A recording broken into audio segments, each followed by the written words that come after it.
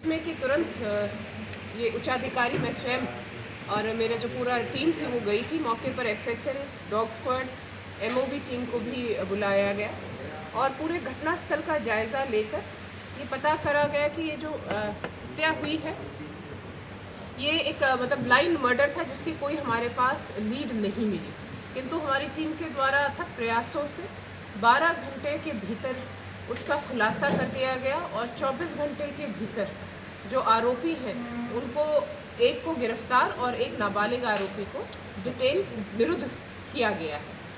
तो इस घटना का पूरी पुलिस टीम द्वारा जो ब्लाइंड मर्डर है उसका खुलासा बहुत जल्दी और बहुत त्वरित एक्शन लेकर किया गया।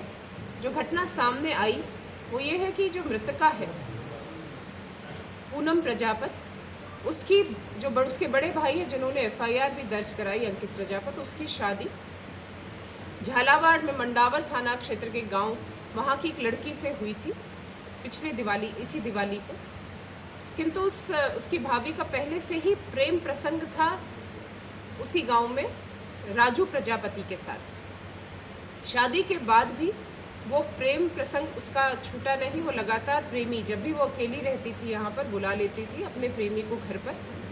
इस बात का मृतका पूनम प्रजापत को पता चल गया, अंदेशा हो गया। इस डर से कि कहीं ये सबको ना बता दे तो इन्होंने जो भाभी है और उसका जो प्रेमी है उन्होंने प्लानिंग की इसकी हत्या करने की। कल जब वो मिलने आया और जो ननद है और भाभी इकट्ठे अकेले थे तो उसमें उसको अवसर मिला, दोनों को अवसर मिल गया और उन्होंने उसकी नींद में उसको कंट्रोल करके और गला रेत कर उसकी हत्या कर दी गई।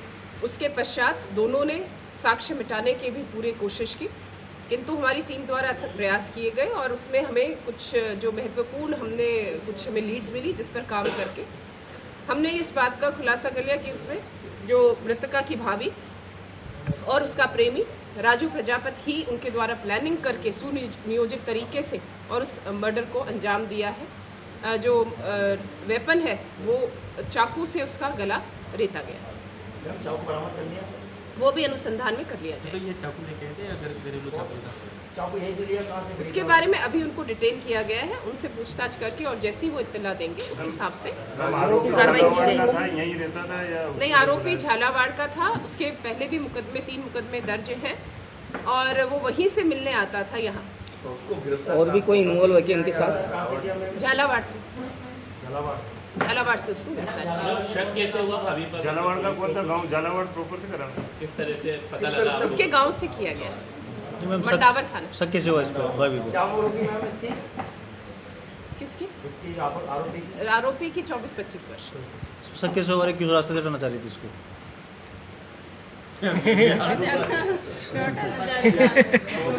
वो उसका हमें संतोषजनक जवाब नहीं मिला। मैम, इनमें आपस में रिश्ता क्या था? इनमें ये जो लड़का है उसके गांव पे ही था, कहाँ का था? क्योंकि लड़की है जिसकी भी शादी हो रही बताई, ये जो हाँ, रिश्ते में थे आपस में, परिवार में ही था। परिवार में पूनम की भी शादी हो रही बताई ना, ये मंगे पूनम की शादी हो रही बताई। तय हुआ था उसी गांव में हुआ था, हाँ, तो ये उसी भी डर गांव में था। हुआ था। ये मैंने पहले भी तो बताया था। जो मृतका पूनम है उसका रिश्ता उसकी भाभी के गांव में ही तय हुआ था और जहां अभी तक हमारे सामने बात आई है तो एक तो उसको सभी को उसके रिश्ते के बारे में जो अवैध रिश्ता है आरोपी का उसका सभी को पता ना चल जाए, और दूसरा जहां पर पूनम की शादी होने वाली थी तो वहां उस परिवार का और जो ये आरोपी भाभी है इस परिवार की पुरानी रंजिश भी थी। मैडम अच्छा मैम, एक चीज़ और बता, अवैध रिश्तों की भनक लगी तो अक्सर होता है कि वो माँ को शेयर करती थी, मम्मी ऐसा है, तो उसके परिजनों को कुछ बताया था क्या? उस पर पूछताछ में कुछ आया है? नहीं, अभी तक इस तरह से पूछताछ में इस तरह से अभी आई नहीं है बात, और जैसे अगर कुछ इस तरह का खुलासा तो होता है तो आपको बता दिया। मैडम अब तो मानना पड़ेगा चाकूबाजी सबसे ज़्यादा बढ़ रही है। और मैम ये चाकू कहाँ से खरीदे जा रहे हैं ये पता होना चाहिए। हमने हमारे द्वारा अभी देखिएगा विशेष प्रयास भी किए गए हैं। अभी कुछ दिनों पहले हमने सुबह दबिश भी दी थी ऑपरेशन प्रहार के अंतर्गत, जिसमें हमने लगभग 36 प्रकरण दर्ज किए थे, जिसमें अवैध जो चाकू वाले भी काफ़ी प्रकरण दर्ज हुए हैं, भारी संख्या में दर्ज हुए हैं मुकदमे, और ये कार्रवाई लगातार आगे जारी रहेगी। और जो